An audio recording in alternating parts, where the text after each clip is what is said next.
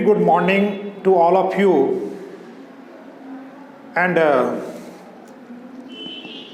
in this session, I'm going to discuss a new topic related to your prose piece. जैसा कि पिछले कई class से हमने डिफरेंट चैप्टर से वन बाय वन करके बहुत सारे प्रोज पीस का हमने आप लोगों को यूट्यूब के माध्यम से पहुंचाने का कार्य किया है। मैं समझता हूं कि आपको इससे फ़ायदा निश्चित रूप से पहुंचेगा यदि आप इसको लाइन बाय लाइन पढ़ने का प्रयास करेंगे और ख़ास करके आप उसके हिंदी मीनिंग को समझने का प्रयास करेंगे। Clear? I hope you all are doing your homework sincerely and regularly because your examination is at hand.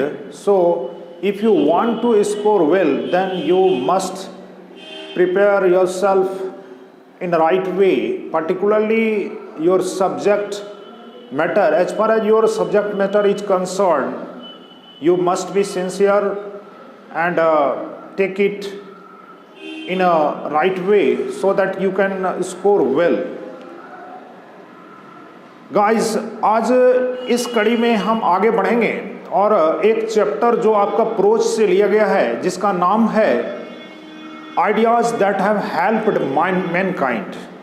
कहने का मतलब आइडियाज दैट हेल्प्ड मैनकाइंड में या ideas that have helped Mankind, कहने का मतलब कि वो आइडियाज जो मानवता के लिए एक वरदान साबित हुआ, अर्थात जो मानव को आगे बढ़ने में एक मील का पत्थर साबित हुआ। तो उसमें कुछ ऐसे आइडियाज पर चर्चा किया गया है जिसने हमारे जीवन की दशा और दिशा को बदलने का कार्य किया है, जिसके द्वारा आदि मानव आधुनिक मानव की ओर अग्रसर हो सका और एक आधुनिक वे में, मॉडर्न वे में हम अपना जीवन जी रहे हैं।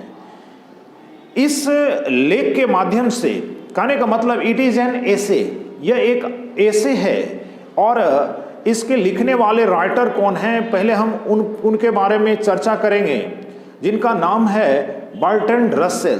कहने का मतलब कि बर्ट्रैंड रसेल के द्वारा ये जो एसे है ये लिखा गया है और इस लेख के माध्यम से उन्होंने डिफरेंट आइडियाज़ के बारे में चर्चा किया है, खास करके वो आइडियाज़ जो हमारे जीवन को विशेष रूप से प्रभावित किया और आज हम बहुत आगे निकल चुके हैं। कहने का मतलब कि जहाँ तक डेवलपमेंट की बात है तो हम उस समाज में जी रहे हैं जिस समाज को आप मॉडर्न एज कह सकते हैं, यानी कि एंशिएंट एज से मॉडर्न एज की ओर बढ़ने में या मॉडर्न एज आने में हमने वो कौन से आइडियाज़ को अप्लाई किया, इम्प्लीमेंट किया अपनी लाइफ में, जिससे कि हमें एक व्यापक परिवर्तन देखने को मिला।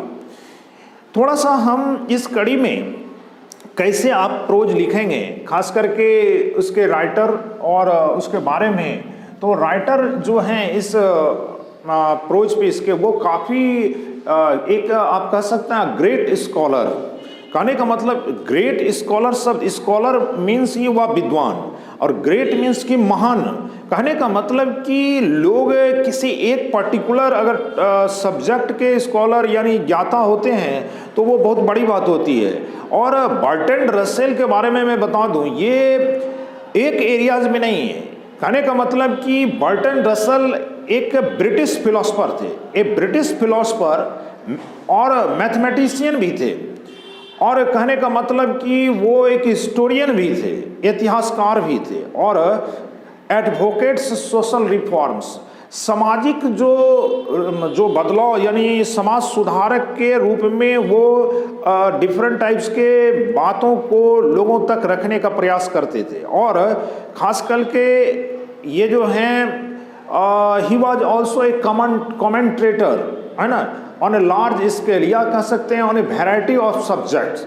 कहने का मतलब कि वो कमेंट भी क्या करते थे डिफरेंट टाइप्स के टॉपिक्स पर, जैसे कि मान लीजिए समाज के बारे में, हिस्ट्री के, या फिर डिफरेंट टाइप्स के जो कल्चर हैं या कोई भी इस तरह का वैराइड सब्जेक्ट है उसके ऊपर वो कमेंट भी किया करते थे। इनकी जो विद्वता है, यानी जो इनका जो लेवल है, कहने का मतलब जो नॉलेज का, वो काफ़ी ज़्यादा एक्सपेंडेड फॉर्म है। ऐसे राइटर बहुत कम ही देखने को मिलते हैं जो हिस्ट्री के भी उतने हैं और मैथमेटिशियन भी हों, समाज सुधारक भी हों, सोशल रिफॉर्मर्स जिसको आप बोलते हैं। और कहने का मतलब कि वो एक कमेंटेटर के तौर पर भी डिफरेंट लार्ज स्केल या कई सारे वैराइटीज़ के ऊपर इन्होंने कमेंट भी किया है।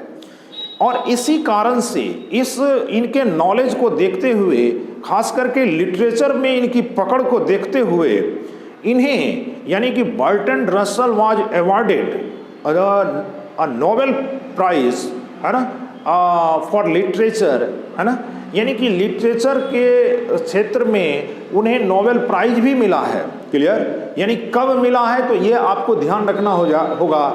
ये मिला है आपको 1950 में, यानी कि 1950 में इन्हें नोबेल प्राइज भी मिला है। तो नोबेल प्राइज मिलना कोई छोटी मोटी बात नहीं होती है। कहने का मतलब ये इंटरनेशनल लेवल का एक प्राइज होता है और इनकी विद्वता को, इनके लेख को देखते हुए इन्हें 1950 ईस्वी में नोबेल प्राइज भी मिला है। तो आप इसको इस तरह से कह सकते हैं, he was awarded Nobel prize for literature in 1950। आगे बढ़ते हैं। इस कड़ी में आपको ये भी देखना होगा कि जैसे कि जो इस टॉपिक के बारे में ये जैसे ideas that have helped Mankind, यानी कि इस ऐसे के माध्यम से ये किसके द्वारा लिखा गया है तो बाय बर्ट्रैंड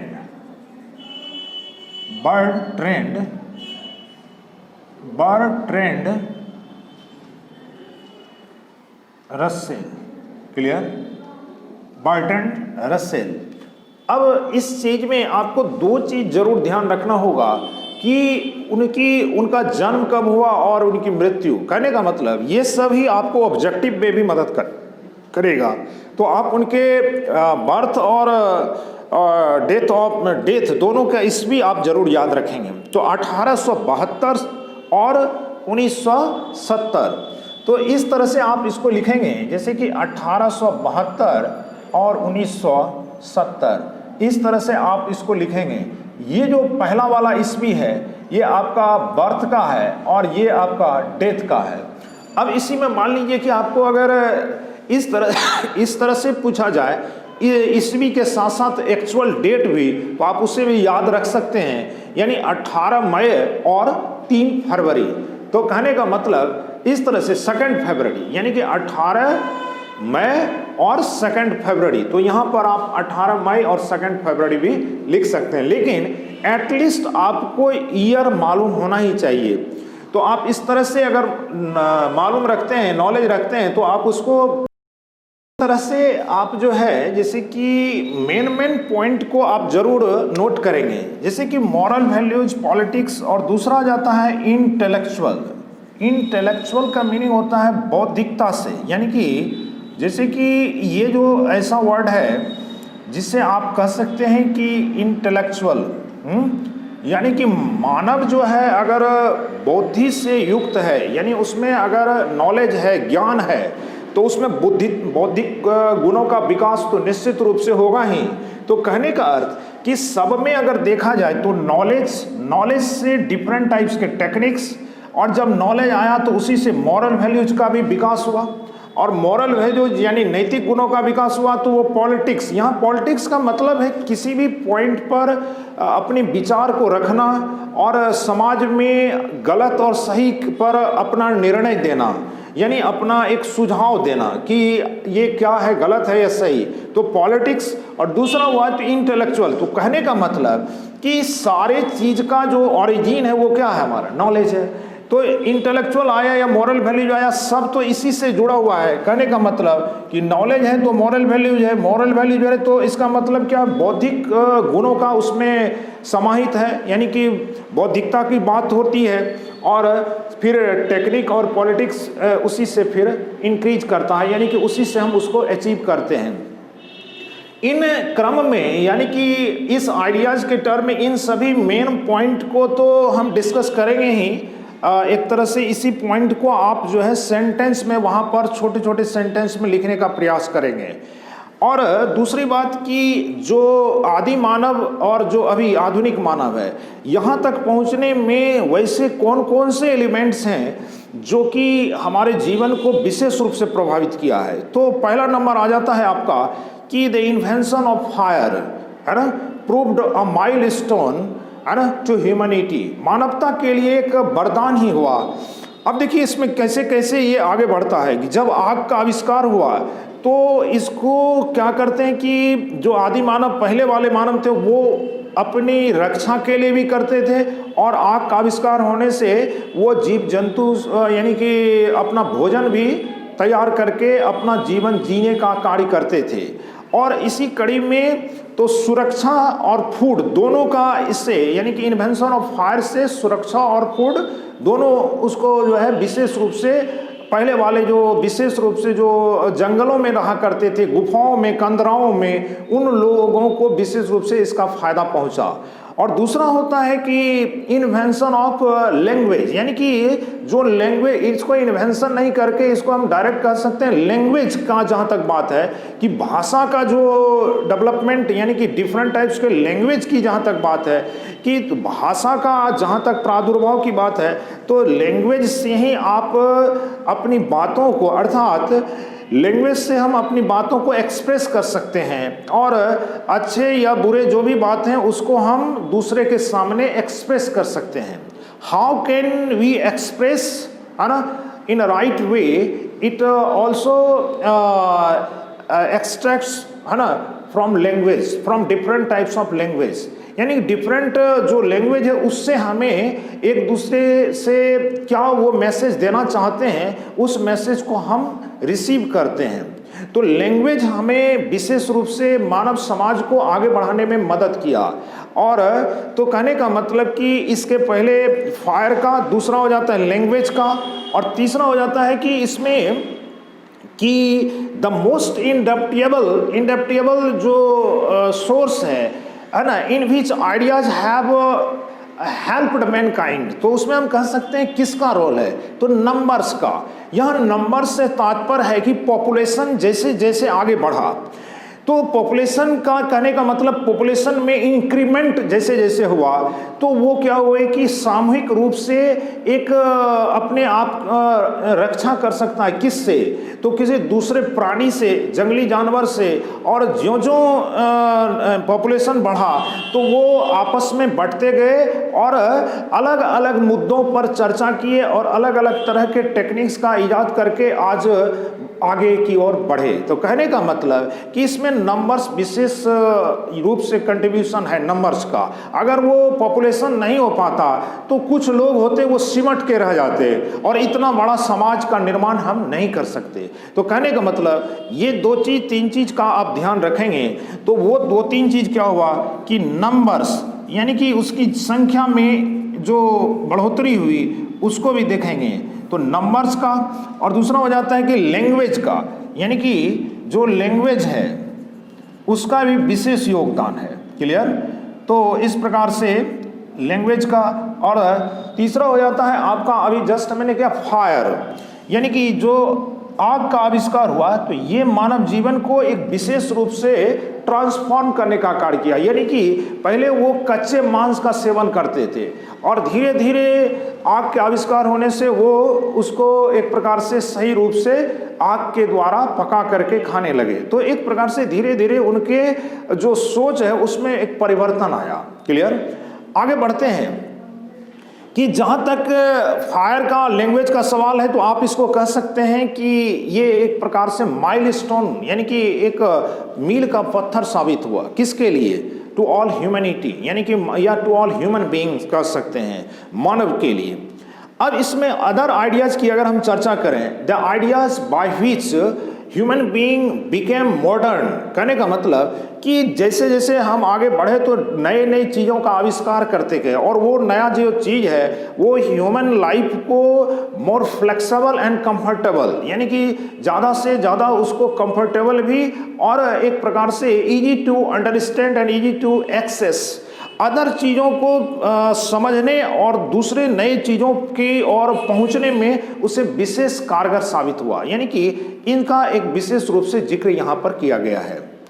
आगे आते हैं इसमें कि इंटेलेक्चुअल एंड मॉरल वैल्यूज का, जिसका चर्चा हम यहाँ पर पहले किए कि मानव में और जानवरों में, दोनों में अंतर क्या है। तो जानवर सोच नहीं सकता, animal never think on any particular topic और ए टॉपिक। कहने का मतलब but human being can think a lot on variety of topics and have reaction on different topics or ideas। Clear? यानी कि वो आइडियाज के बारे में अपने विचार व्यक्त कर सकते हैं, लेकिन जानवर ऐसा नहीं कर सकते, इसीलिए इसको सुपीरियर बताया गया है। यानी कि ये जो है ये मानव को सुपीरियर इसलिए बताया गया है कि उसमें जो गुण है वो जानवरों में नहीं है। और दूसरा आ जाता है कि इसमें इन्होंने एक कुछ निगेटिव पहलू पर भी चर्चा की है कि मानव के वो कुछ गुण हैं जो जानवर में नहीं है और मानव में है, तो वो निगेटिव रूप में है। निगेटिव का मतलब हमारा कि इमोशंस की जहाँ तक बात है वो इमोशनली अटैच हो जाते हैं। कहने का मतलब जानवर इमोशनली अटैच नहीं होते हैं, वो अपना कार्य करते हैं और उनमें ये नहीं है, भावनात्मक लगाव नहीं है। और दूसरा हो जाता है कि जैसे कि वो एक प्रकार से बहुत कुछ ऐसे भी चीज़ें हैं जो हम सीख सकते हैं। जैसे मैं कहता हूँ कि सुबह जगना या और कोई भी चीज़, तो जानवरों में क्या होता है, ऐसा नहीं होता कोई उसको उठाएगा तभी उठेगा, तो वो खुद अपने कार्य को कर सकते हैं। क्लियर? और जहाँ तक है अदर क्वालिटी की बात, तो men began to keep animals in a large scale. इसका मतलब हुआ कि मानव जो है व्यापक पैमाने पर जानवरों को पालना शुरू किया। तो इससे क्या हुआ कि उनके जो दिनचर्या है वो एक प्रकार से इस तरह से हो गया कि वो मानव को, यानी कि एनिमल को पालतू बना करके अपने भी भोजन का रूप, और दूसरा कि उसको व्यापक पैमाने पर पालतू बनाकर उसको सेल करके वो अपने एक प्रकार से लाइफ को एक अच्छा, एक बेहतर तरीके से जीने का एक मार्ग बना लिया। तो इस प्रकार से धीरे धीरे वो आगे बढ़ने लगे, और आगे बढ़ते हुए इसी कड़ी में हम कुछ अदर पॉइंट्स पर भी चर्चा करेंगे। और वो अदर पॉइंट्स इस प्रकार है कि जैसे कि सिविलाइजेशन की अगर हम बात करें तो civilization taught us to become friendly with others. यानी सभ्यता हमें क्या सिखाती है कि दूसरे लोगों के साथ हम मित्रवत रहें, यूनाइट रहें और एक होकर के अपनी समस्याओं के समाधान के लिए निरंतर प्रयासरत रहें। तो ये हमें कौन सिखाता है? सिविलाइजेशन। और दूसरा बात कि सिविलाइजेशन हमें, it is civilization that gives us to unite and live as a family members. कहने का मतलब कि यदि हम यूनाइट नहीं रहेंगे तो हम अपने कार्यों को सही से नहीं कर पाएंगे। आपने पहले भी पढ़ा है यूनाइटेड और डिवीजन का, कि आप यूनाइट होकर के कोई भी कार्य करते हैं तो उस कार्य को आप अंजाम दे सकते हैं, और अगर डिवाइड हो जाते हैं तो वो कार्य आप पूरा नहीं कर सकते हैं। आते हैं आगे की ओर कि जैसे कहते हैं कि language plays vital role as far as human life is concern. उसी में आ जाता है आपका प्रिंटिंग प्रेस का, यानी कि जो टाइपराइटिंग का, यानी कि जैसे इसका आविष्कार होता है तो क्या होता है कि लैंग्वेज को डिफरेंट फॉर्म्स में, जैसे हिंदी है, इंग्लिश है, और भी लैंग्वेज हैं, जर्मन है, फ्रेंच है, तो इन सभी को हम डिफरेंट लैंग्वेज में टाइप करके दूसरे समाज तक हम पहुंचा सकते हैं। इससे क्या होता है, कोई भी अच्छा मैसेज है तो हम दूसरे लोगों तक पहुंचा करके अपनी बातों को रख सकते हैं। तो प्रिंटिंग का यानी टाइपराइटिंग का जो आविष्कार हुआ, ये भी एक प्रकार से समाज में विशेष महत्व रखता है, और इसके आविष्कार होने से हम समाज को एक नई दिशा देने का कार्य किया, यानी कि समाज में एक नई क्रांति आ गई। क्लियर? इसी प्रकार से आगे बढ़ते हुए इसमें जो आपके 2-3 इसमें जो चीज़ लिखे गए हैं, जो नेगेटिव पॉइंट्स हैं, तो नेगेटिव पॉइंट्स को भी आप ध्यान रखिएगा और उसको मैं लिख दूं। ये आपका पहला नंबर आ जाता है, जैसे कि इमोशन। और दूसरा जाता है इमोशनी। जैसे कि इमोशन मीन्स होता है कि जो ये गुण जो है एनिमल में नहीं होता है और मानव में होता है। और दूसरा, मानव कोई भी चीज को, जैसे कहते हैं ना कि the more we get the more we want, यानी जितना वो पाता है उतना और वो इच्छा रखता है कि हमें और हो जाता है। लेकिन जानवरों में ऐसा नहीं है। तो कहने का मतलब कि अगर सिविलाइजेशन की बात की जाए तो जो प्रीवियस जो जिस सभ्यता में जिस प्रकार से हम आगे बढ़ते गए, नए नए तरह के फॉर्म्स, नई तरह के आविष्कार करते गए और हम अपने समाज को आगे बढ़ाते रहे। तो कहने का अर्थ कि इस लेख के माध्यम से कि उन आइडियाज़ का विशेष रूप से जिक्र किया गया है जो हमारे मानव जीवन पर एक विशेष प्रभाव रखता है और मानव के जीवन की दशा और दिशा को बदलने का कार्य किया। तो बर्ट्रैंड रसेल यानी कि बर्ट्रैंड रसेल ने इस लेख के माध्यम से उन आइडियाज़ पर विशेष रूप से चर्चा किया है जो मानव के लिए मील का पत्थर साबित हुआ और उससे हम अपने को एक आदि मानव से आधुनिक मानव कह सकते हैं। क्लियर? तो इसमें विशेष रूप से आपको मेन पॉइंट्स को ध्यान रखना है और उन सभी बातों को आप शॉर्ट सेंटेंस में एक्सप्लेन कर देंगे और ख़ास करके जो आपका जो ईस्वी वगैरह है इसको ध्यान रखेंगे क्योंकि इससे आपका ऑब्जेक्टिव में भी क्वेश्चन आता है। तो इस प्रकार से शॉर्ट पॉइंट्स को ध्यान में रखते हुए आप इस चीज़ को आसानी से शॉर्ट क्वेश्चन हो या लॉन्ग क्वेश्चन हो आप इसको लिख सकते हैं। तो मैं समझता हूँ कि आज जो कुछ भी पॉइंट्स आपको मिला है, मैं समझता हूँ इसको आप अगर अच्छे से समझ जाते हैं और ट्रांसलेट कर देते हैं तो इसमें आप बिना रटे लॉन्ग क्वेश्चन को भी आसानी से लिख सकते हैं। तो आज के लिए मैं समझता हूँ कि इतना ही। नेक्स्ट क्लास में नेक्स्ट टॉपिक के साथ आगे बढ़ते हैं। सो आज के लिए इतना ही। Thank you very much.